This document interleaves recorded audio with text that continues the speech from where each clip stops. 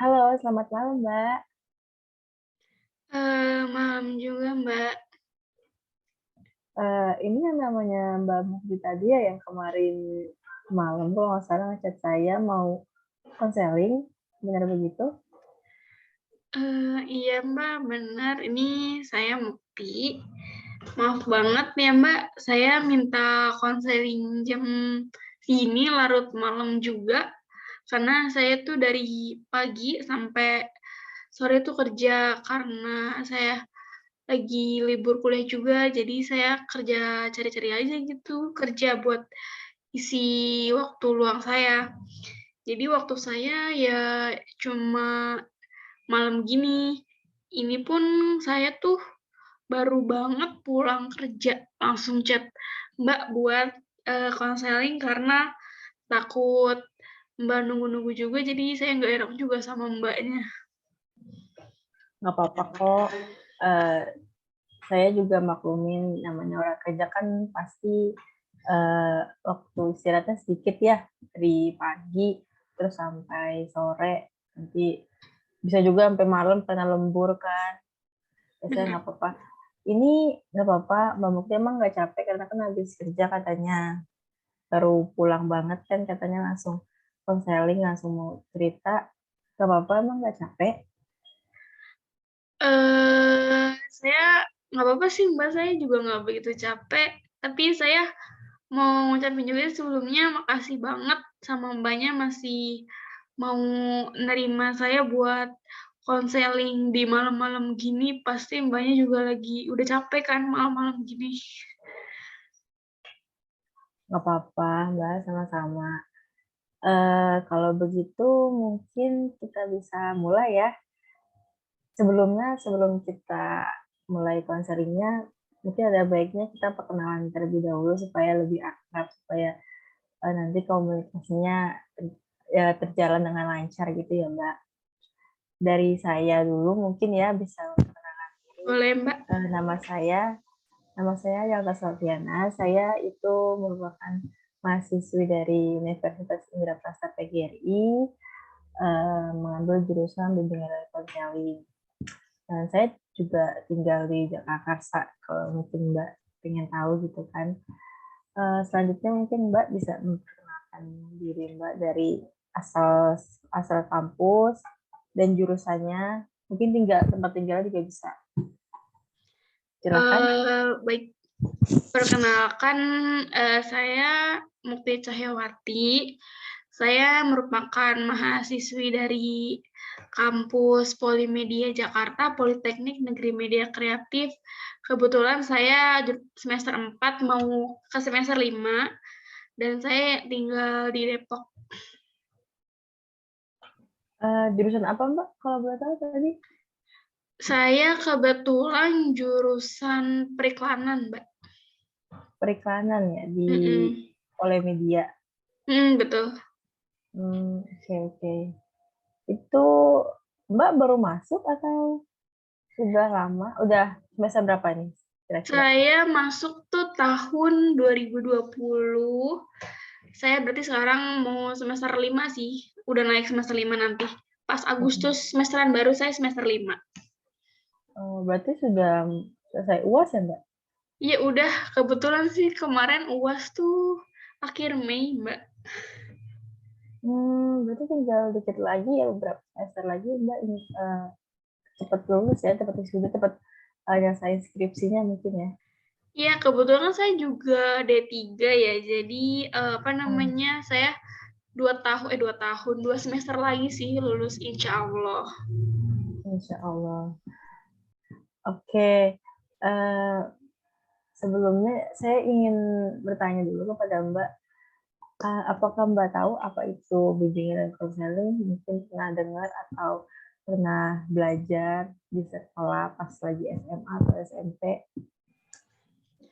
Saya sih kurang tahu banget ya detailnya BK atau bimbingan konseling itu apa, cuma waktu dari SMP sampai dengan SMA, saya sering ada tuh di SMP, SMA ada ruang BK gitu, biasanya buat, anak-anak yang ada yang punya masalah gitu, nah biasanya dia masuk ruang BK. Saya sih taunya gitu doang, jadi nggak tahu detailnya tuh apa gitu.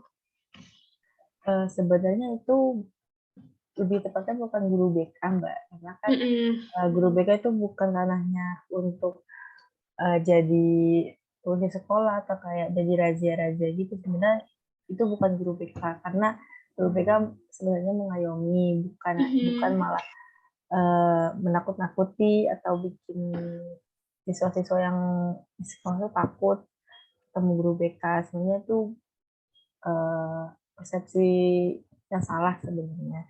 Mungkin saya akan jelaskan dulu ya, Mbak, apa itu bimbingan dan konseling. Boleh, Mbak. Bimbingan dan konseling itu, proses bantuan ya, Mbak, dari konselor kepada konseli. Konselornya itu contohnya saya dan konselingnya itu contohnya Mbak, untuk membantu menyelesaikan permasalahan-permasalahan yang dialami oleh klien. Dan bimbingan dan konseling juga itu ada tujuan, Mbak. Tujuan dari bimbingan dan konseling itu adalah pelayanan bantuan untuk peserta didik, baik secara perorangan maupun kelompok, agar mandiri dan berkembang secara optimal dalam bimbingan pribadi, bimbingan sosial, bimbingan karir, belajar, dan berdasarkan norma-norma yang berlaku. Dan BK sendiri itu mempunyai asas, Mbak. Bisa saya jelaskan apa itu asasnya? Boleh saya jelaskan? Boleh, Mbak, silakan. Oke, yang pertama itu ada asas kerahasiaan ya, Mbak. Asas kerahasiaan ini itu menuntut dirahasiakannya segenap data dan keterangan tentang klien atau konseli yang ingin bercerita atau menjadi klien dari konselor. Mhm, Jadi kalau misalkan Mbak bercerita itu pasti akan dijamin segala kerahasianya, tidak akan bocor ke manapun dan siapapun. Karena itu memang sudah jadi janji seorang konselor supaya merahasiakan data-data klien dan merahasiakan masalah-masalah yang diceritakan oleh oleh konselor pada klien. Oh, yang kedua itu ada asas kesukarelaan, Mbak. Asas kesukarelaan ini contohnya itu seperti ini, Mbak. Misalkan Mbak cerita kepada saya dengan sukarela tanpa ada paksaan atau dorongan dari pihak manapun dan siapapun. Jadi Mbak konseling ini emang niatnya tujuannya tuh emang ingin mencari solusi untuk permasalahan yang Mbak rasakan dan tidak ada dorongan, tidak ada suruhan atau dorongan yang harus membuat Mbak ke konseling gitu. Jadi di asas BK ini salah satunya ada asas kesukarelaan, yaitu memang klien tidak dipaksakan untuk bercerita, karena kalau misalkan memang kalau dipaksakan, namanya dipaksakan itu kan kurang bagus ya, Mbak. Jadi klien tuh juga nggak bisa mengeluarkan emosinya karena kan memang namanya dipaksa kan susah ya, Mbak. Jadi kalau klien tuh harus mengeluarkan emosinya atau menceritakan menceritakan permasalahannya itu memang harus dengan cara sukarela. Kayak yang ketiga itu ada asas keterbukaan ya, Mbak. Bimbingan dan konseling ini yang efisien hanya berlangsung dalam zona keterbukaan. Jadi baik klien maupun konselor itu harus bersifat terbuka. Keterbukaan ini bukan hanya sekedar berarti bersedia menerima saran-saran dari luar, Mbak, tapi dalam hal ini, lebih penting dari masing-masing yang bersangkutan bersedia membuka diri untuk kepentingan pemecahan masalah yang dimaksud. Jadi contohnya itu Mbak, menceritakan permasalahannya itu nggak ada yang ditutup-tutupin sama saya, dan saya juga terbuka sama Mbak tentang permasalahan-permasalahan yang mungkin bisa permasalahan-permasalahan yang saya rasakan juga mungkin bisa menjadi motivasi untuk Mbak, gitu. Yang selanjutnya ada asas kekinian ya, Mbak. Masalah individu, asas kekinian yaitu masalah individu yang ditanggulangi adalah masalah yang sedang dirasakan, bukan masalah yang sudah lampau dan bukan masalah yang akan dialami masa mendatang. Jadi asas kekinian ini seperti menceritakan permasalahan yang memang Mbak sedang rasakan, bukan saat Mbak yang bukan permasalahan yang saat Mbak rasakan tempo hari atau sudah lama baru Mbak ceritakan. Itu bukan. Jadi assessment itu memang harus cerita atau menceritakan permasalahan yang memang sedang dirasakan. Jadi bisa mengeluarkan emosinya secara langsung dan mengeluarkan segala macam ya emosinya gitu ya Mbak. Tuh. Dan selanjutnya itu ada asas kemandirian ya Mbak. Dalam memberikan layanan pembimbing ini, hendaklah selalu menghidupkan kemandirian pada diri orang yang dibimbing. Jangan sampai orang yang dibimbing itu menjadi tergantung kepada orang lain, khususnya para pembimbing dan konselor. Jadi, asas kemandirian ini memang harus ditegakkan untuk klien, supaya klien itu tidak terlalu bergantung kepada konselor atau pihak manapun. Jadi, sebenarnya permasalahan itu bisa diselesaikan dengan cara klien itu sendiri. Jadi dengan motivasi dan niat klien ingin menyelesaikan permasalahan tersebut, konselor hanya bisa membantu dari solusi-solusi yang diberikan. Setelahnya itu nanti kliennya yang bakal menyelesaikan permasalahannya sendiri seperti itu. Dan konselor juga tidak konselor juga menetapkan ya Mbak, menetapkan supaya klien itu mempunyai sifat mandiri, jadi tidak bergantung kepada konselor seperti itu. Yang selanjutnya itu ada asas kegiatan, Mbak. Asas kegiatan ini adalah layanan bimbingan konseling yang memberikan buah yang tidak berarti, Mbak.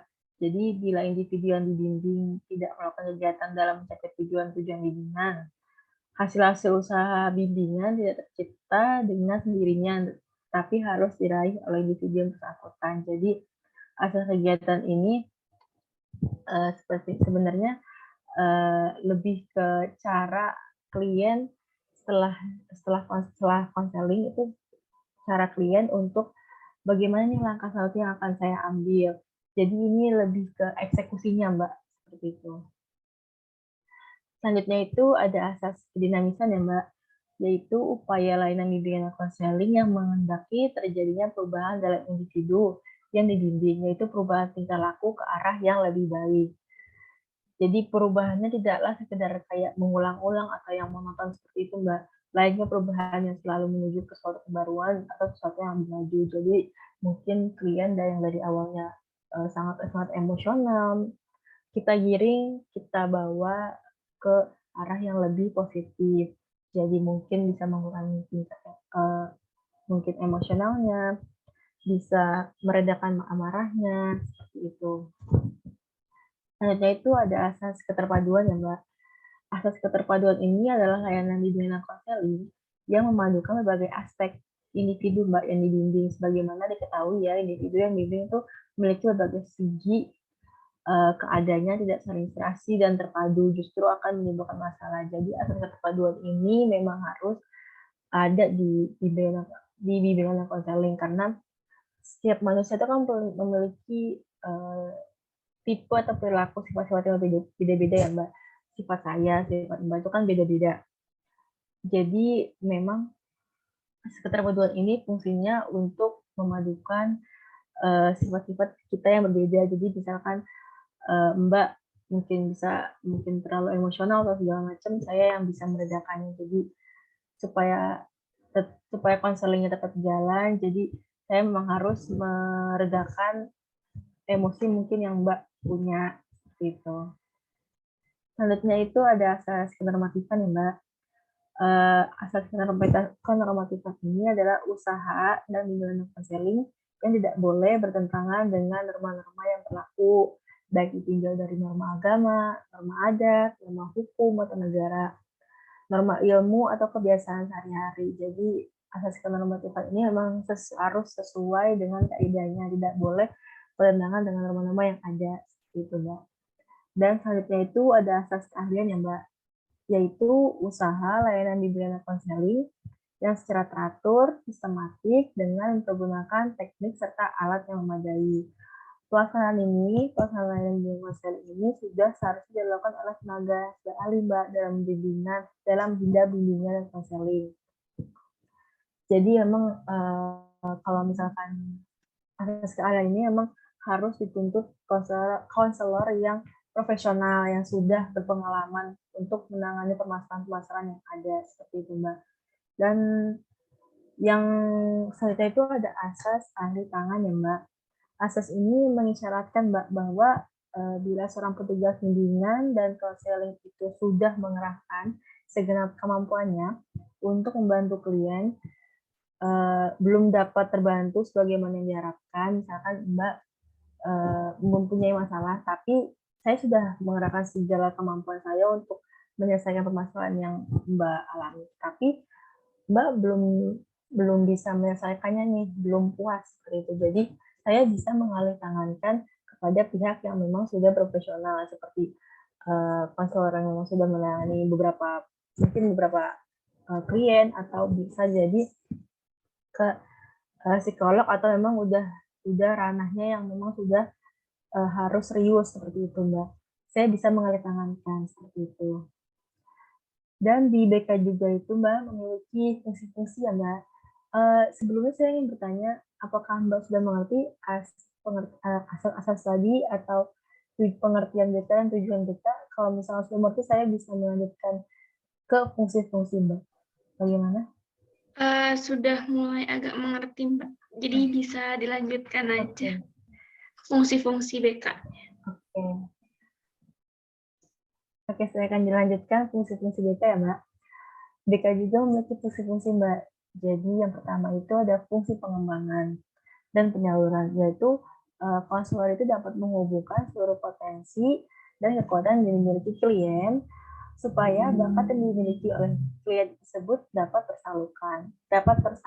Misalkan contohnya ya, Mbak, kayak seorang siswa yang sangat pintar di bagian pelajaran ekonomi, misalkan nanti setelah lulusnya, setelah semester 3, misalnya kelas 3 semester 2, yang mana itu udah pengen lulus, tapi dia masih bingung nih karirnya mau kemana ya. Itu saya bisa memberikan arahan untuk masuk saja ke pendidikan ekonomi, jadi bisa melanjutkan apa yang dia kuasai di bangku kuliah supaya nanti kedepannya dia bisa mendapatkan pekerjaan yang dia inginkan, seperti itu. Yang kedua itu ada fungsi adaptasi ya, Mbak, yaitu konselor dapat membantu klien untuk mengadaptasikan program pendidikan terhadap latar belakang, minat, kemampuan, dan kebutuhan individu dengan menggunakan informasi yang memadai. Dan yang ketiga itu ada fungsi penyesuaian, Mbak, yaitu konselor itu dapat membantu individu menemukan perkembangan secara optimal di lingkungan sekitarnya. Bagaimana, Mbak? Apakah sudah jelas penjelasan dari saya? Mungkin ada yang kurang, atau Mbak mungkin ada yang kurang puas dengan penjelasan yang saya berikan? Bisa tanyakan. Alhamdulillah jelas banget, Mbak, penjelasan dari Mbak, apalagi tadi Mbak ngejelasinnya bener-bener jelas gitu, kayak ada contoh kasusnya juga, contoh kasusnya, dan penjelasannya sih amat-amat sangat jelas sih. Jadi alhamdulillah saya bisa mahamin penjelasan Mbak. Oke. Alhamdulillah ya, Mbak, kalau begitu saya mohon maaf dulu nih kalau misalkan memang penjelasan saya kurang puas, atau memang kurang jelas gitu loh, Mbak, maksudnya kurang maksimal seperti itu. Saya mohon maaf dulu. Jadi apakah kita bisa mulai, Mbak, konselingnya? Bisa, Mbak. Apa Mbak sudah siap menceritakan permasalahannya? Siap. Oke, jadi sebelumnya Mbak ingin menceritakan permasalahan apa nih? Kita bertanya dulu. Mungkin pengen menceritakan suatu permasalahan yang sedih, atau lagi kesel, kecewa? Saya sih kalau sekarang ya lagi kesel, tapi lebih banyak ke kecewanya gitu, sampai ini masalah tuh sampai nambah-nambah beban pikiran saya gitu loh, Mbak. Oke. Berarti Mbak lagi ngerasain kesel ya Mbak sama kecewa gitu ya. Iya, Mbak.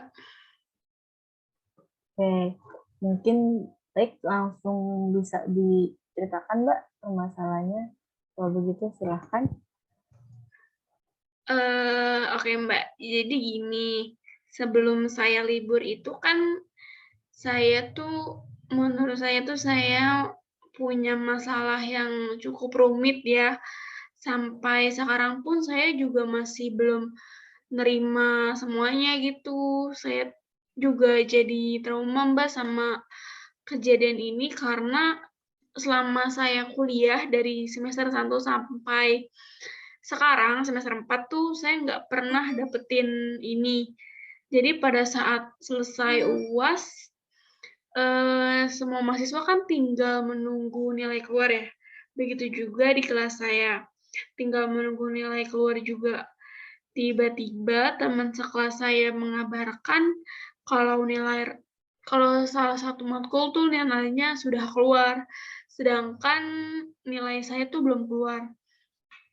Jadi tuh, sebenarnya kelas saya tuh ada pembagian kelompok gitu, dan kebetulan kelompok ini tuh dipilihin sama dosen yang bersangkutan.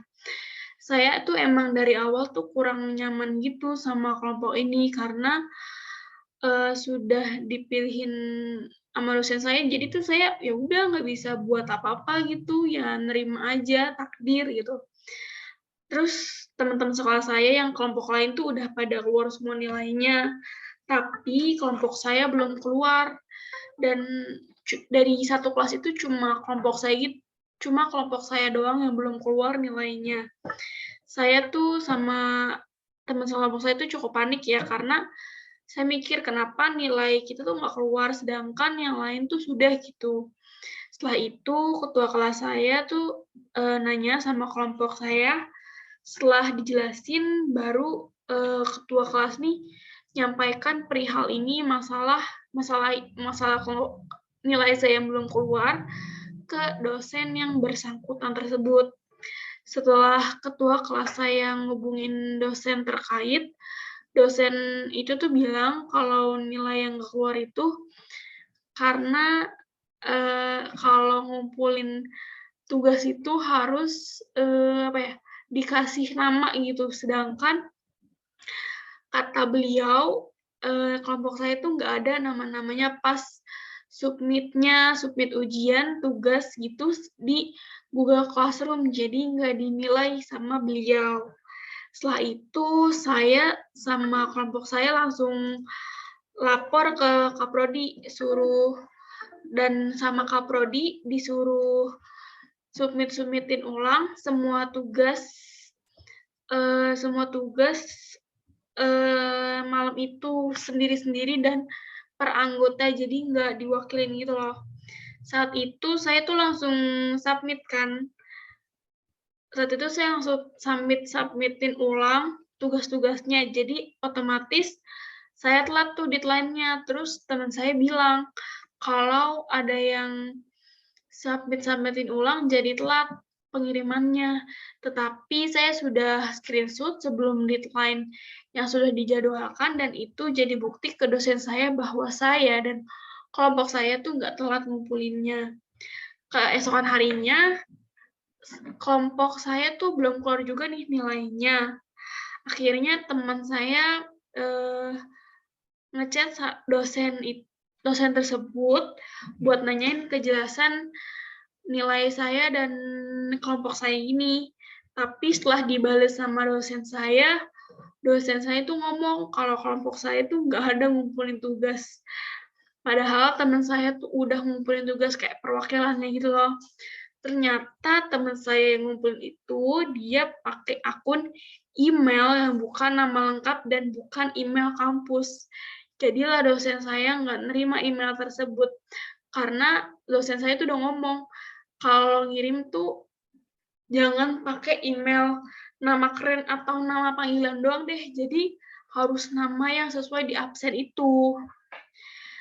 Akhirnya dinilai kan ke kelompok saya itu.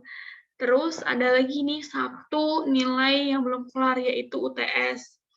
Yang tadi saya ceritakan di awal, kalau nilai saya sama kelompok saya itu belum keluar, tapi yang lain sudah keluar. Saya submitin ulang kan, jadi telat gitu pengirimannya kan. Dan untungnya saya tuh punya bukti screenshotan yang nggak telat. Tapi dosen saya bilang sama kelompok saya, nggak ada jawaban UTS-nya. Padahal beliau kan udah nyuruh buat taruh jawaban UTS di-upload di Instagram agensi ya. Padahal saya udah taruh linknya juga di assignment tersebut di Google Classroom. Tapi kata dosennya linknya juga nggak ada. Dan akhirnya semua kelompok saya, termasuk saya pun nilainya jelek nilainya. Saya tuh ngerasa nggak terima aja karena saya ngerasa tuh saya paling banyak berkontribusi dalam ngerjain tugas kelompok dari mulai desain di Instagram, padahal bukan job desk saya desain di Instagram. Saya juga yang bikin storyline, saya juga bikin storyboard juga, padahal tugas saya bukan job desk saya semua gitu. Bikin video ads, bikin konten kalender, bikin pitch deck sendiri, tapi saya nggak terima aja gitu nilai saya disamaratain sama anggota lain, gitu. Padahal anggota yang lain kan banyak yang nggak kontribusi. Selalu saya ingetin yang kalau ada tugas, dan saya juga yang buat tugas separuhnya. Kalau anggota yang lain nggak respon di grup, malah saya ya 3/4-nya lah saya yang ngerjain daripada mereka semua. Itu saya kesel banget sih, Mbak. Dan ada yang lebih iri lagi, ada tuh teman sekelas saya, kelompok lain, dia nilainya dapat B+. Terus teman kelompoknya minta buat disamaratakan jadi nilainya diganti amin, jadi diratain kelompok dia jadi amin. Saya juga mau gitu, Mbak, kayak gitu. Terus tiba-tiba teman saya ada yang bilang, kalau misalkan misalkan saya kan jadi C+ ya, nilai dari C+ ke amin tuh gua rasa, lu gimana gitu ya, soalnya kan kelompok lu aja tuh udah nggak disukain sama beliau. Jadi ya udah, saya mikir, saya juga nggak bakal saya juga tahu diri gitu lah, saya juga nggak bakal minta amin gitu, minimal B- atau B gitu kan. Karena saya ngerasa saya lebih banyak kerjain tugas-tugasnya daripada teman-teman saya. Mulai dari situ saya tuh trauma sama dosen tersebut. Awalnya saya kagum kan sama beliau, tapi pas ada masalah ini, tiba-tiba dosen ini tuh gak suka gitu sama kelompok saya, dan dia jelek-jelekin kelompok saya juga pas lagi bimbingan sama cutting saya. Jadi saya ya udah sama dosen itu sih saya jadi ngerasa beda aja gitu. Gitu, Mbak, masalah saya. Oke, seperti itu ya permasalahannya. Saya bisa paham dan mengerti masalahan yang Mbak alami. Jadi, dosen Mbak itu ngasih nilai Mbak dan teman-teman kelompok Mbak itu eh, C plus ya. Benar. Perkara dia Mbak itu dibilang telat ngumpulin tugas, padahal Mbak itu udah memastikan atau make sure bahwa tugas yang Mbak kumpulin itu nggak telat. Benar. Tapi Sama karena nggak ada apa? nama-namanya, terus dan teman saya ngumpulin bukan pakai email sesuai absensinya dia. Oke.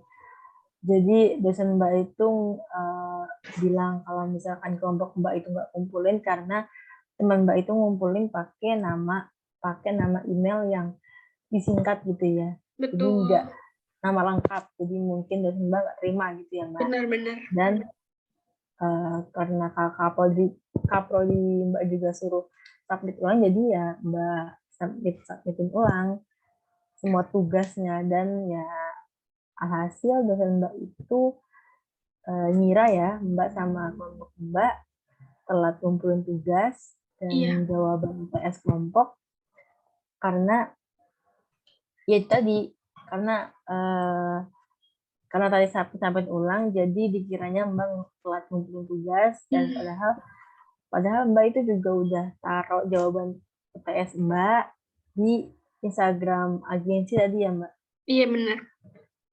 dan udah ada linknya juga. Mm-mm.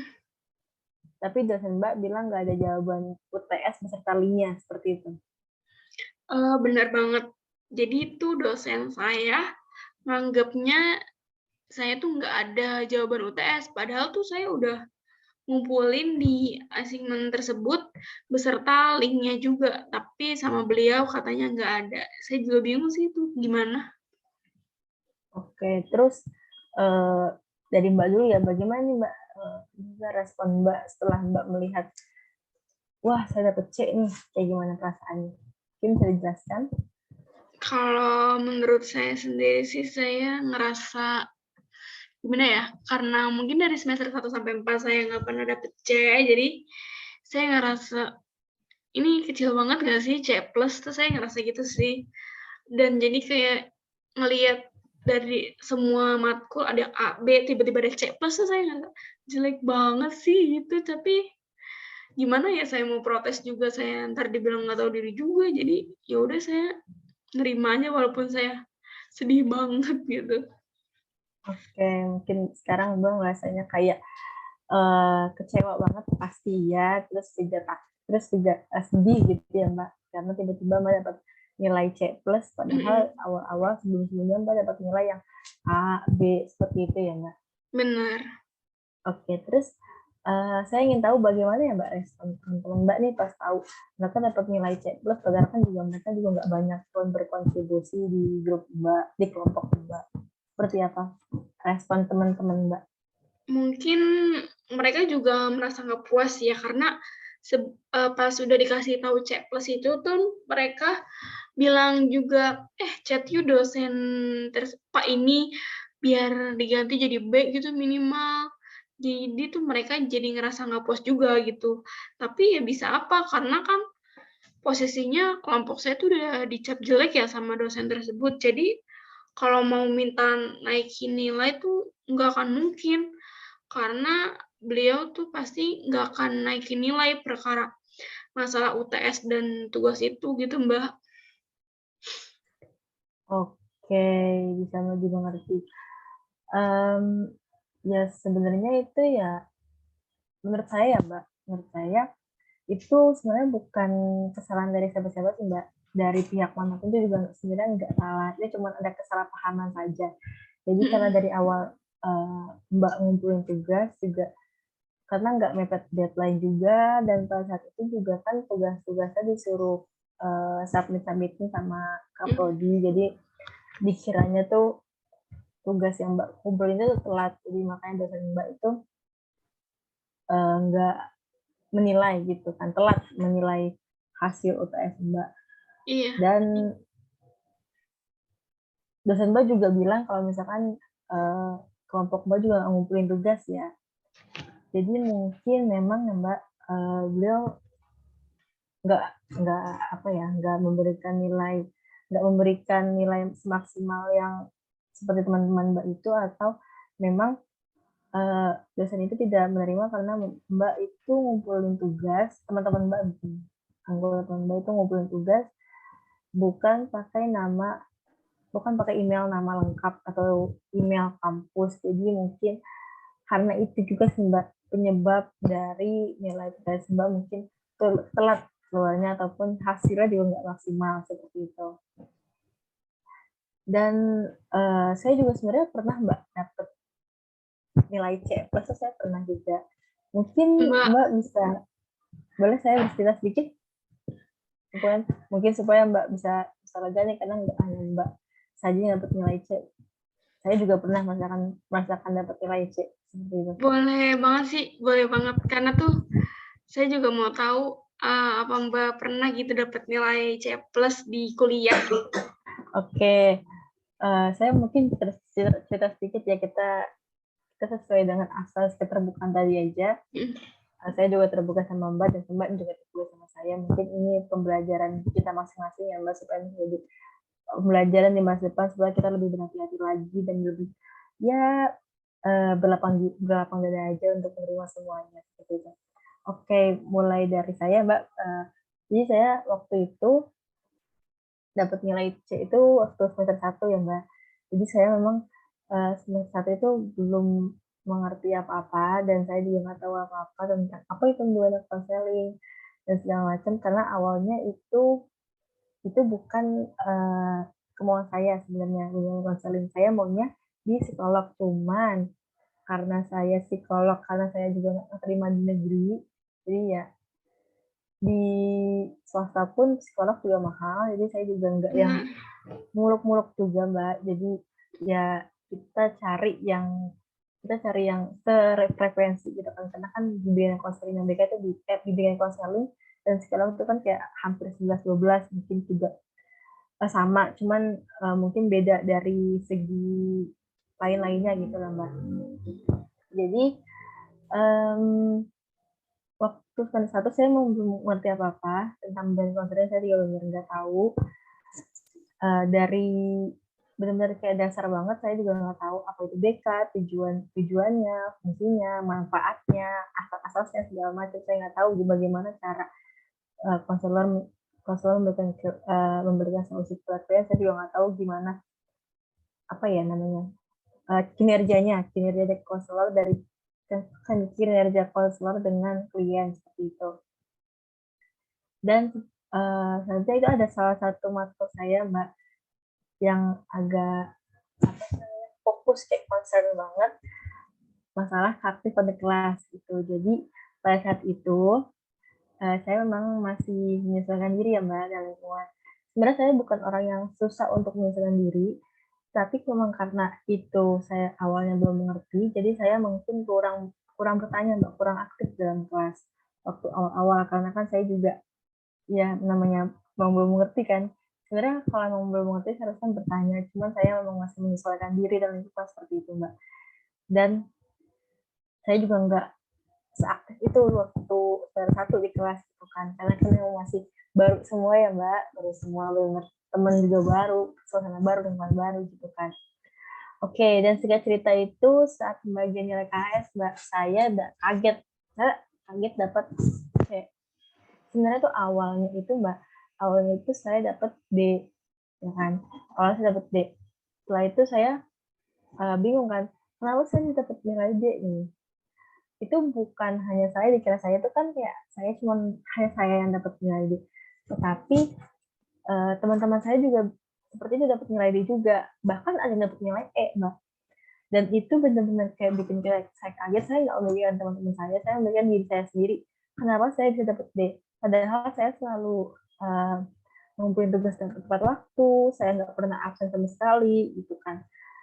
Benar-benar saya nggak pernah membuat masalah dengan mata kuliah ini, dan biasanya saya nggak pernah membuat masalah gitu.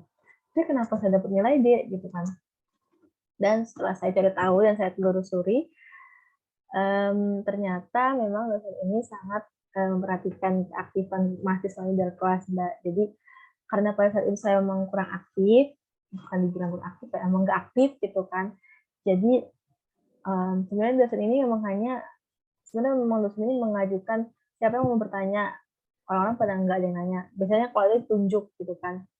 Jadi bikin mahasiswa pun juga kayak ketakut gitu loh Mbak untuk menjawabnya gitu kan. Jadi karena dosen ini sangat-sangat fokus kepada keaktifan mahasiswanya, jadi ya kelas saya semuanya dapat C gitu. Bahkan ada dapat D. Sebelum diubah ini awalnya dapat D dan E. Dan karena setelah itu saya sama teman-teman saya mengajukan untuk perubahan nilai seperti Mbak tadi bilang kan, dari yang C bisa ke B gitu kan. Tapi karena saya yakin ini bukan nilai saya, karena satu kelas itu benar-benar dapat D dan E Mbak. Saya juga kaget kan, kok bisa dapat E, kok bisa dapat D gitu. Padahal saya ya baru masuk kuliah gitu kan, tiba-tiba langsung dapat D kan, saya kaget ya Mbak, kaget banget gitu kan. Saya rasa juga saya walaupun saya saya nggak aktif di kelas, saya juga selalu mengerjakan tugas kok, dan tidak pernah telat gitu dalam mengumpulkan tugas. Dan saya juga nggak pernah absen sama sekali di mata kuliah ini. Jadi nilai saya itu diganti jadi C plus, dan sebenarnya nggak hanya saya yang dapat D, saya bilang tadi Mbak. Jadi teman-teman saya juga semuanya dapat D, dan bahkan juga dapat ada yang dapat E. Dan karena itu juga mahasiswa semuanya itu meminta kejelasan Mbak, minta kejelasan kepada dosen tersebut. Setelah itu baru dosennya tuh ganti nilainya jadi C plus ya, walaupun saya kurang puas ya Mbak, namanya C plus gitu kan Mbak. Apalagi saya kan mata kuliah yang lain tuh nggak ada yang dapet C gitu. Tiba-tiba semester satu baru masuk dapet C kan kaget, dapet D kan kaget ya Mbak. Jadi saya langsung konfirmasi kepada dosennya begini-gini, jadi langsung diganti. Ya walaupun kurang puas, tapi ya mau bagaimana lagi gitu kan. Dan dari situ juga saya belajar Mbak, kayak untuk harus aktif di kelas dengan bertanya atau menanggapi sebuah kelompok gitu kan. Misalkan kayak kelompok presentasi itu saya berusaha untuk menanggapi, atau saya berusaha untuk bertanya jika misalkan uh, dosen bertanya, saya menanggapi seperti itu. Jadi kembali di kisah saya dapat nilai C itu memang agak rumit sih, benar kayak bikin saya kaget dan juga stres Mbak, karena kan awal-awal saya nggak mau, saya kan emang saya tahunya kalau dia itu kan ngulang, dan saya juga sama sekali nggak mau ngulang mata kuliah ini. Jadi saya benar-benar kayak waktu itu dapat nilai dia itu kayak pusing, stres segala macam, tapi akhirnya jadi bisa dirundingin sama dosen tersebut, dan ya kelas saya bisa dapat C plus, walaupun itu benar nggak maksimal ya Mbak, seperti itu. Saya juga cukup lega sih, ternyata nggak cuma saya doang gitu yang dapat nilai C, tapi ternyata Mbak juga pernah, dan malah masalah Mbak agak rumit ya, sedikit gitu sepertinya. Iya Mbak, ya gitulah, karena kan kita kan mahasiswa yang baru gitu kan Mbak, terus kaget tiba-tiba dapat nilai D satu kelas, bahkan yang dapat E, itu benar-benar kaget banget Mbak, benar-benar eh, hampir hampir semua kelas gitu. Palingan yang dapat yang di atas C itu 2 orang aja, jadi benar-benar kayak benar-benar bikin satu kelas tuh kaget, dan ya nggak percaya, nggak terima juga gitu kan. Tapi sekarang saya juga terima aja sih Mbak, karena kan namanya juga waktu kan terus berjalan gitu kan, saya nggak mungkin stuck di satu titik gitu kan. Oke, kembali ke topik yang tadi Mbak jelaskan. Jadi begitu ya Mbak, dosen Mbak itu sudah bilang kalau misalkan memang ngumpulin tugas itu harus pakai email dengan nama lengkap atau email kampus ya Mbak. Iya Mbak, begitu. Padahal sih beliau udah ngomong ya kalau ngumpulin tugas itu harus pakai email nama lengkap. Tapi ternyata teman saya itu malah pakai nama singkatnya dia yang dipakai. Jadi namanya tuh nggak sesuai di absen. Jadi dosen saya nggak nerima karena namanya tuh nggak sesuai di absen gitu Mbak. Oke, jadi memang ketentuan dosen memang kita nggak bisa ngubah ya Mbak, karena kan dosen yang memberikan nilai. Jadi semua yang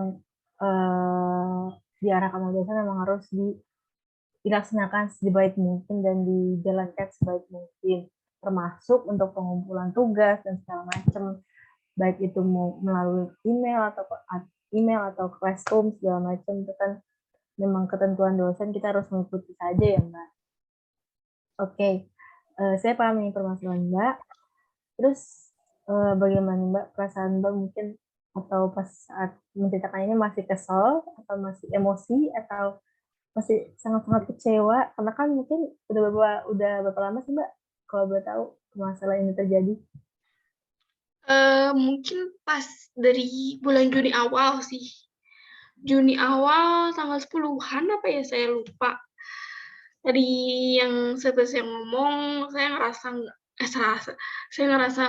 nggak nyangka aja sih, karena saya dari semester sampai semester 4 nggak pernah dapat begini, saya kaget. Jadi saya juga kecewa banget, karena dapet C tuh saya ngerasa mau nangis banget, karena tuh dari awal tuh ngerasa nggak adil gitu buat saya. Dari hampir semua tugas, nggak semua juga sih, kayak 3/4-nya tuh semua saya yang ngerjain, tapi nilai saya disamaratain sama mereka yang kurang banget berkontribusi sama tugas kelompoknya, yang malah kayak bodo amatan gitu. Gitu ya. Mungkin uh, terlalu kelompok Mbak itu anggota Mbak terlalu menggampangkan tugas mungkin ya, jadi seperti itu ya. Bener. Jadi apa-apa Mbak itu yang memulai chat di grup mungkin apa ini ngerjainnya segala macam, dan teman-teman Mbak mungkin responnya itu kan kayak ayo kapan tapi nggak bergerak mungkin. Kebanyakan mahasiswa kan gitu sih Mbak. Kalau benar kayak begitu? Bener, Mbak. Oke, berarti juga saya juga sebenarnya pernah mengalami seperti itu ya Mbak. Jadi emang awalnya kayak ayo kapan kerjain, tapi yang lain cuma kayak ayo kapan kerjain, tapi nggak jalan-jalan. Itu bener-bener emang kayak ya nggak tahu sih, mungkin semua mahasiswa pernah mengalami itu atau punya teman seperti itu. Pasti. Seperti itu ya kan. Uh, jadi saya akan menyimpulkan ya Mbak, memang awalnya itu mungkin nggak terima Mbak, karena saya bilang tadi kan saya juga nggak terima saya dapat D, jadi saya langsung berkomunikasi kepada dosen tersebut. Dan begitu juga Mbak, begitu juga Mbak yang mungkin masih nggak terima karena ya baru ini kan, masih bulan kemarin gitu kan kejadiannya, jadi masih kayak aduh sayang banget padahal masih bisa dapet B, kenapa dapet C gitu kan, kayak ngeliat nilai ujian kayaknya kok ada yang C itu kayaknya kurang gitu, kayak kurang bagus gitu. Jadi angka C itu mungkin bagi Mbak kayak aduh gimana gitu, kayak kecewa mungkin ya Mbak. Itu jelek gitu, saya Jelek ya Mbak sendiri. mungkin. Betul-betul. Memang awalnya itu Mbak pasti nggak terima, bener-bener kayak sulit gitu menerima, tapi mungkin dengan seiring berjalan waktu kayak saya Mbak bisa menerimanya. Jadi memang uh, tergantung waktu aja sih Mbak, itu juga lama-lama bakal kayak lupa sendiri gitu. Saya juga awalnya kayak naik semester 2 kayak masih kecewa segala macam, kenapa bisa dapet C, kenapa harus dapet C gitu kan, tapi lama-kelamaan bisa terima gitu, karena kan namanya kuliah itu kan selalu terus berjalan, kita nggak bisa stuck di posisi tersebut, jadi memang ya terima-terima aja sih, harus terima dengan lapang dada seperti itu. Iya sih Mbak, mungkin sekarang ya saya saat ini masih belum menerima, tapi mungkin di besokannya ataupun semester selanjutnya mungkin saya insya Allah bisa nerima. Oke. Karena pasti kan ada kayak timbal baliknya gitu ya Mbak, dari apa yang Mbak kerjakan, misalnya Mbak kayak kecewa ya selama ini, kayak padahal saya Mbak lebih banyak kontribusi nih, tapi teman-teman saya juga sama nih sama teman-teman saya, padahal saya selalu banyak yang saya selalu banyak berkontribusi, saya selalu banyak mengerjakan ini itu segala macam, tapi kenapa saya disamaratakan sama teman-teman saya nilainya gitu kan. Dari semua pekerjaan yang Mbak lakukan pasti nanti akan ada timbal baliknya. Jadi mungkin kalau misalkan Mbak mengerjakan sesuatu yang memang benar dan sesuai, itu pasti nanti akan ada timbal baliknya. Wah, sesuai dengan apa yang Mbak kerjakan, seperti itu. Amin, iya Mbak.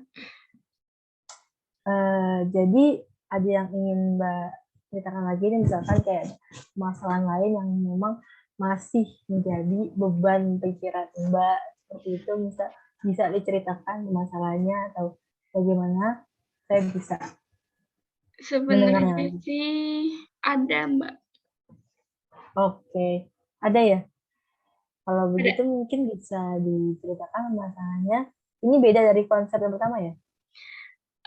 Agak Atau beda, masih bersangkut? Atau beda-beda. masih bersangkutan? Beda-beda, Mbak. Udah Oke, beda beda. kasus lagi gitu. Oke, beda kasus. Oke, oke. Mungkin bisa diceritakan gimana Mbak masalahnya? Jadi Mbak, saya tuh ngerasa capek sih karena saya tuh yang tadi saya bilang saya kerja sambil kuliah juga, walaupun saya juga kerjanya sih sama orang tua saya sendiri, tapi saya ngerasa tuh capek banget karena saya selesai bantuin orang tua saya kerja tuh kan pulang jam 10 atau jam 11 itu juga kalau lagi lembur sih. Terus saya juga suka begadang dari pulang dari ngerjain bantuin orang tua saya, sampai jam 1-an buat nyicil-nyicil tugas-tugas kuliah saya yang sehari-hari itu. Dan besoknya saya kerja lagi. Itu sih, Mbak, yang saya ngebuat saya ngerasa capek, apalagi saya dikit lagi nanti di semester 6 kan. 6 bulan lagi atau bahkan bisa dihitung 5 bulan lagi, saya akan magang gitu. Jadi lumayan banyak sih kekhawatiran gitu di benak saya. Oke, kalau boleh tahu kerja Mbak ini kerjanya apa ya? Jadi tuh orang tua saya punya usaha fotokopi gitu, Mbak, di dekat kampus. Jadi saya setiap hari gitu jagain toko orang tua saya dari pagi sampai malam. Mungkin hari-hari tertentu aja sih saya tutup, mungkin Sabtu ataupun pas tanggal merah sih biasanya saya tutup. Minggu pun saya suka buka karena kadang suka ada orang yang motokopi atau print, jadi waktu istirahat saya ya bisa dibilang sedikit sih. Oke, toko Mbak ini mungkin banyak dari pembelinya dari orang luar atau mahasiswa-mahasiswa? Biasanya kan kalau misalnya fotokopi paling paling banyak ya pelajar, mahasiswa atau segala macam. Mbak ini pendapat dari mahasiswa atau orang-orang luar selain mahasiswa? Kalau toko saya sih kebetulan kan dekat kampus juga ya, jadi campur gitu, ada jalan gede juga, jadi ada yang dari mahasiswa atau pelajar dan dari orang luar juga. Tapi kan karena sekarang masih PJJ ya, pembelajaran jarak jauh, jadi anak kampus juga belum pada masuk, jadi mungkin toko saya paling dari orang luar aja sih, mahasiswa tuh jarang banget. Oke. Eh, Dekat kampus apa kalau boleh tahu? Di Universitas Indonesia sih, Mbak. Oke, wow, berarti cukup itu kali, cukup apa namanya banyak ya mahasiswa-mahasiswa yang Mhm, fotokopi di sana ya, Mbak. keren sih, Mbak. Eh, Kalau boleh tahu ini sudah berapa lama ya, Mbak?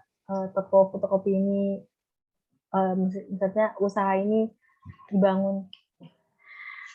Kalau dulu dari bapak saya merantau dari kampung itu, mungkin pas mulai buka usaha fotokopi itu mungkin pas sebelum saya lahir sih 2001, mungkin pas 97 atau 98 sih bapak saya bangun fotokopi Oh, itu. berarti sudah lama juga ya? Emang dari awal sudah bangun atau menjalankan usaha selain fotokopi menjalankan usaha sebelumnya? Fotokopi Kalau emang doang. dari awal sudah fotokopi ya, Mbak? Iya, terus pas di tahun 2008 atau 2000 berapa saya lupa, pas saya masih SD kecil, ibu saya juga sempat berjualan nasi uduk, makanan, dan lontong sayur. Tapi cuma bertahan 2 tahun atau 3 tahun dan akhirnya karena capek banget ya, double pekerjaan gitu jadinya berhenti. Oke, seperti itu ya. Baik, saya paham. Jadi, Mbak ini ngerasa capek gitu ya, Mbak, kerja sambil kuliah, apalagi, buka dari pagi sampai malam dan malamnya harus nyicil tugas lagi. Saya boleh tahu, kalau boleh tahu, Mbak ini kalau misalkan kuliah itu sudah mulai offline atau masih online? Kebetulan kalau kampus saya sendiri sih ya, itu dia udah sebagian offline dan sebagian juga online, tapi kebanyakan online-nya sih. Dan kalau offline tuh tergantung dosennya juga, dia mau praktek di kampus ataupun enggak, jadi tergantung sama dosennya ini. Kayak berarti Mbak ini kayak uh, offline dan online ya, bisa Hmm, nanti sesuai ketentuan dosennya ya mungkin ya. Mbak benar. itu juga masih jadi kayak sulit juga ya Mbak bagi waktunya, karena kan Mbak juga membantu ibu Mbak untuk membuka toko, ya kan, membuka toko ini, menjaga toko, dan Mbak juga di sisi lain juga harus kuliah offline gitu kan. Belum nanti pulangnya mungkin bisa sore karena ada kerja kelompok atau segala macem. Dan setelah itu Mbak melanjutkan jaga toko lagi, membantu ibu Mbak lagi. Dan setelah itu malamnya kalau misalkan paginya dikasih tugas sama dosen, Mbak langsung ngerjain. Pas malamnya itu pasti akan ngerasa capek banget sih Mbak. Saya juga mengerti bagaimana rasanya. Iya, benar.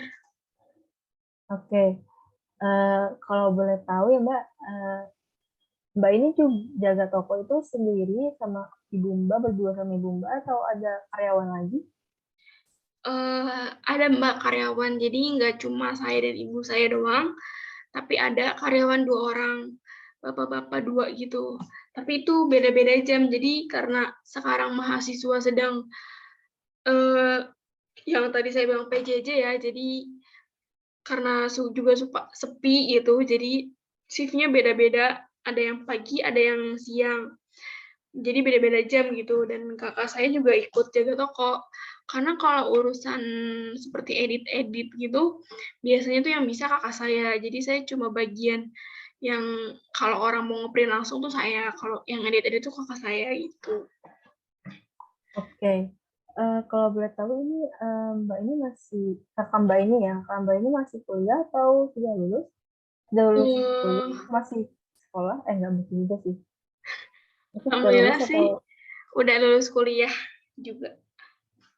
lulus kuliah juga berarti kalau boleh tahu satu satu kampus atau beda kampus?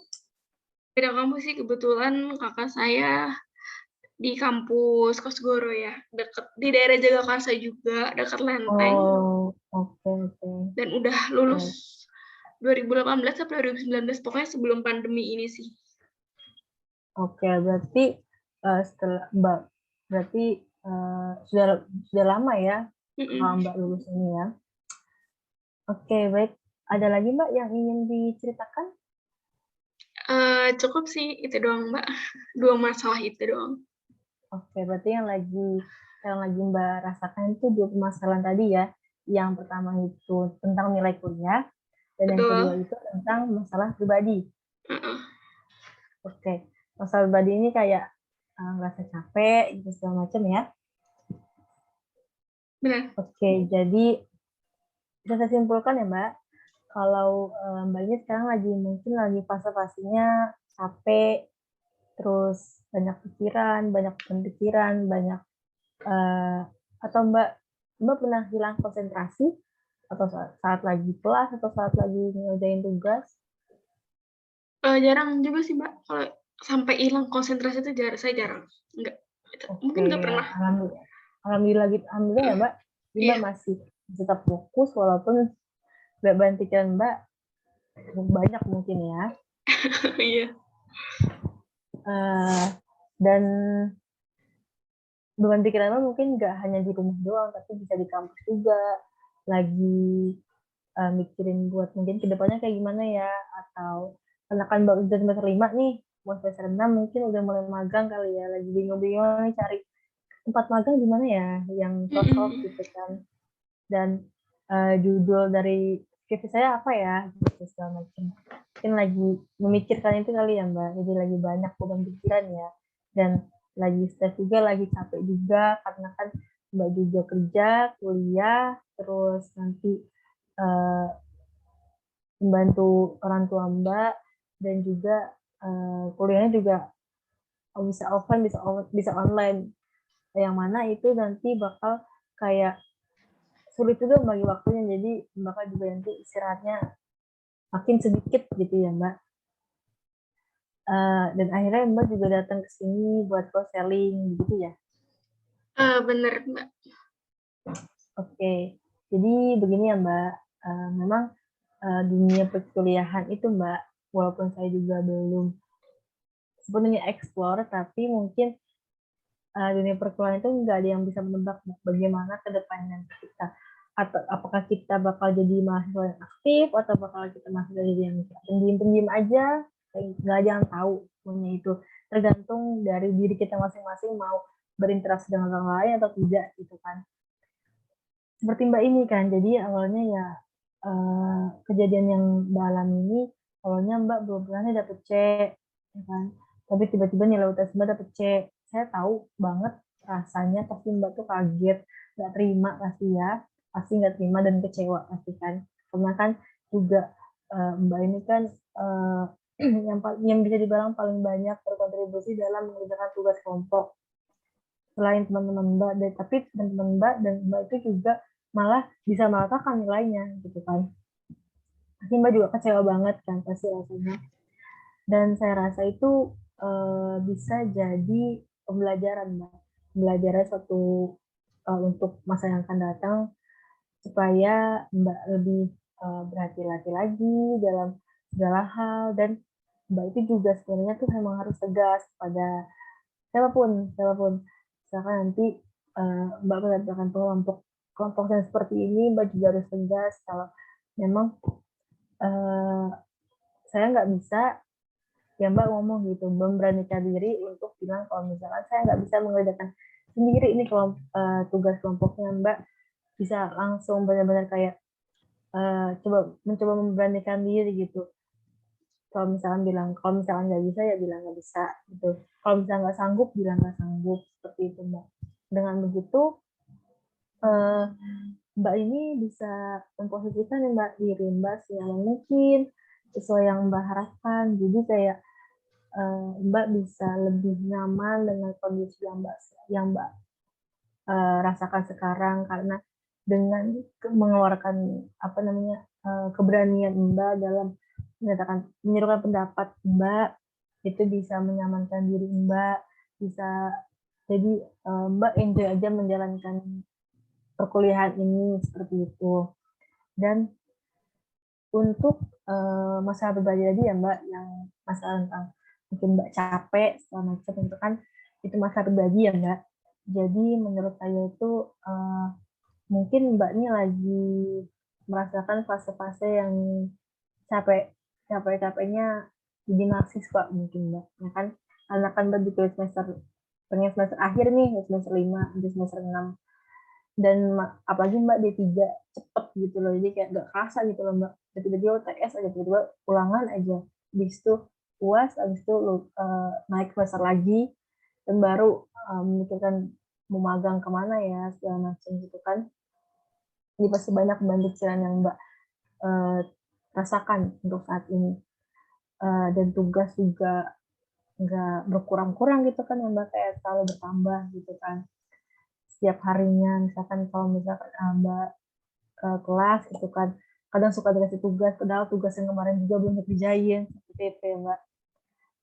Jadi emang lagi capek-capeknya aja di mahasiswa seperti itu.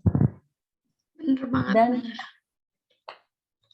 jadi bagaimana Mbak, misalkan rencana apa nih yang akan Mbak buat untuk kedepannya supaya Mbak bisa mungkin mensiasati misalkan kalau permasalahan seperti ini, bagaimana jalan rencana Mbak yang akan Mbak lanjutkan? Bisa dijelaskan? Mungkin nanti saat saya libur kerja ya, karena saya juga udah libur kuliah juga, saya mau refreshing atau pergi berlibur sendiri seperti me time dan healing, supaya pikiran saya tuh menjadi lebih lebih jernih sama semangat lagi gitu ngerjain semuanya, menjalani hari-hari. Oke, Bu. Mbak ini ceria sekali ya, praktis sekali ya. Enggak juga, Oke. Betul Mbak, itu sangat-sangat betul. Karena dengan kita healing, dengan kita me time, dengan kita liburan, itu pasti bakal merefresh otak kita lagi, membuat kita semangat lagi, dan lebih berenergi kalau misalkan lebih berenergi lagi dengan menjalani semua rintangan yang nanti akan ada ke depannya. Seperti itu. Supaya juga Mbak siap nih ngadepin semuanya di masa yang akan datang. Misalkan ada permasalahan yang seperti ini muncul lagi, jadi Mbak bisa tahu, oh jadi gini ya. Sekarang saya akan menjalankan rencana yang saya sudah buat sebelumnya seperti itu. Iya, Mbak. Ya, jadi mungkin bisa dijelaskan Mbak rencana Mbak yang lainnya ke depannya lebih detail seperti itu. Mungkin nanti ya di semester yang akan datang ataupun semester 5 dan 6 saya mungkin insya Allah bisa lebih tegas lagi apabila saya dapat kelompok teman-teman saya yang kayak itu lagi. Saya bakal bilang gitu, kalau tugas kelompok ya harusnya dikerjain bareng-bareng, bukan individu doang gitu. Saya juga harus berhati-hati lagi dengan dosen siapapun itu, dan ngambil hikmah semua dari kejadian ini. Dan untuk masalah pribadi saya, yang tadi saya udah bilang, kalau mungkin saya bakal me time, pergi berlibur itu untuk jernihin pikiran saya dan bakal balikin semangat saya lagi. Dan mungkin bersikap lebih dewasa lagi ya dalam menangani masalah-masalah yang ada gitu, Mbak. Ya, oke, benar. Jadi semua kejadian ya Mbak, masalah itu pasti ada hikmah di baliknya Mbak. Dan sesuai dengan apa yang Mbak kerjakan, misalkan, pasti ada timbal baliknya suatu saat di masa depan. Jadi baik itu buruk maupun hal baik yang diterima sesuai dengan apa yang Mbak kerjakan di masa sekarang. Jadi memang kita itu harus kita pintar Mbak menyesuaikan diri dengan apapun itu, dengan baik lingkungan atau seseorang, supaya itu kita bisa lebih berhati-hati lagi dan menyikapi segala macam masalah atau situasi dengan sebaik mungkin. Seperti itu. Baik, Mbak. Saya paham banget yang Mbak omongin. Pasti. Alhamdulillah kalau begitu. Jadi bagaimana nih Mbak proses perasaan Mbak setelah konseling ini, mungkin bisa dikatakan lega atau masih ada yang mengganjal, bisa diceritakan? Kalau saya sendiri sih ngerasa lega banget ya, Mbak. Banget banget, karena semua unek-unek yang ada di beban saya, di pikiran saya, tuh semuanya keluar. Dan saya juga ngerasa tenang gitu dan ringan gitu, apa yang ingin saya keluarin, udah saya keluarin, saya udah omongin melalui konseling bersama Mbak ini gitu.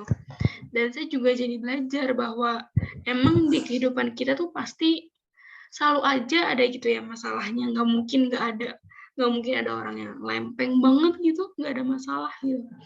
Jadi tinggal gimana kita gitu menyikapi, dan pasti saya dikasih masalah-masalah kayak gini tuh, Allah tuh yakin bisa ngelewatin, dan Allah nggak akan ngasih cobaan saya di luar batas kemampuan hamba-hambanya. Betul sekali Mbak, sangat-sangat betul. Kayak Tuhan gak akan ngasih cobaan yang bertubi-tubi di luar batas kemampuan para hambanya. Karena Tuhan ngasih cobaan dan tantangan kayak karena Tuhan yakin Mbak bisa dan mampu buat bisa lewatin semuanya dengan mengambil pelajaran-pelajaran yang sudah terjadi gitu loh. Kayak kejadian-kejadian yang sudah terjadi, Mbak bisa ambil hikmahnya, bisa ambil uh, positifnya dari masalah-masalah yang terjadi seperti itu. Jadi semuanya bisa diambil pelajaran yang baik-baiknya gitu Mbak. Seperti itu Mbak. Ya Mbak, mungkin kedepannya tuh saya juga akan bersikap lebih dewasa yang seperti tadi saya ngomong, dan belajar untuk mengambil sikap sepositif mungkin. Betul. Mbak tuh emang harus lebih apa ya, lebih berani dalam mengeluarkan pendapat, menyampaikan pendapat, lebih bijaksana lagi lah seperti itu untuk kedepannya ya Mbak, supaya nanti kejadian-kejadian seperti ini tidak terulang lagi. Jadi Mbak juga tidak akan merasakan eh, kesusahan sendiri gitu. Nanti kedepannya kalau Mbak ya mempunyai masalah lagi, misalkan ya karena kan semua orang kan pasti kedepannya pasti mempunyai rintangan ya Mbak. Jadi mungkin kalau misalkan Mbak lagi kayak pengen curhat tapi nggak mau ke temen Mbak, atau itu Mbak bisa hubungi saya lagi. Pokoknya jangan merasa sungkan. Kapanpun Mbak ingin bercerita, bisa hubungi saya ya Mbak. Pasti banget, Mbak, pasti. Oke, apa Mbak masih punya unek-unek yang ingin dikeluarkan atau pertanyaan seputar konseling kita atau yang lainnya? Kalau untuk sekarang udah kali ya, Mbak, udah cukup gitu. Oke, berarti sudah cukup ya. Mungkin nanti setelah ini kalau misalkan ada masalah lagi, lo bisa ceritakan lagi dengan menchat saya lagi. Kita akan mulai apa namanya konseling ini dengan waktu yang berbeda gitu ya Mbak. Benar. Baik kalau begitu, kalau sudah tidak ada yang perlu diceritakan Mbak, mungkin proses konseling kita bisa selesai sampai sini ya Mbak. Terima kasih banyak. Ini Mbak Mukti sampai capek gitu kan, habis kerja, pulang malam, larut malam, terus langsung hubungi saya untuk saling. Saya terima kasih banget dan sudah meluangkan waktunya di tengah-tengah yang kesibukannya Mbak ini kan untuk kita. Terus saya terima kasih dan saya senang juga kalau Mbak itu bisa menceritakan permasalahan yang Mbak rasakan, keluh kesahnya, beban pikirannya pada saya dan bisa merasa lega setelah menceritakannya. Terima kasih banyak ya Mbak. Ya Mbak, saya juga ngerasa lega banget udah nyeritain masalah dan unek-unek saya semuanya ke Mbak. Jadi saya juga mau ngucapin makasih banget sama Mbak udah bersedia untuk dengerin cerita saya, masalah-masalah saya. Oke, sama-sama Mbak, karena di sini juga saya kan perannya emang harus mendengar permasalahan yang diceritakan oleh klien gitu kan. Jika mungkin nanti ada perihal lain ya Mbak, yang mungkin bisa yang memberatkan pikiran Mbak atau segala macam, itu Mbak bisa hubungi saya lagi ya. Pokoknya jangan merasa sungkan, jangan merasa gak enakan, mau jam berapapun, Mbak bisa hubungi saya lagi. Iya Mbak, pasti banget saya bakal hubungin Mbak. Oke, kalau begitu mungkin dicukupkan sampai sini dulu ya Mbak. Boleh Mbak, terima kasih banget ya Mbak sekali lagi.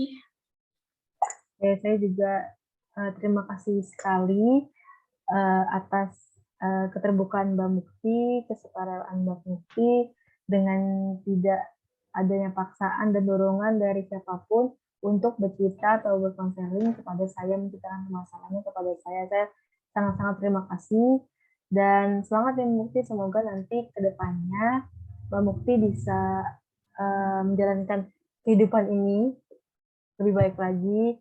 Mbak mungkin bisa menjalani semester ke depannya bisa lancar, semester 6 lancar, 7, dan menyelesaikan skripsinya dengan lancar juga, dapat tempat magang yang memang diinginkan oleh Mbak Mukti. Pokoknya semuanya lancar depannya. Amin. Terima kasih ya Mbak. Pokoknya jangan menyerah. Oke. Assalamualaikum. Ya Mbak, makasih juga ya Mbak. Semangat juga. Waalaikumsalam.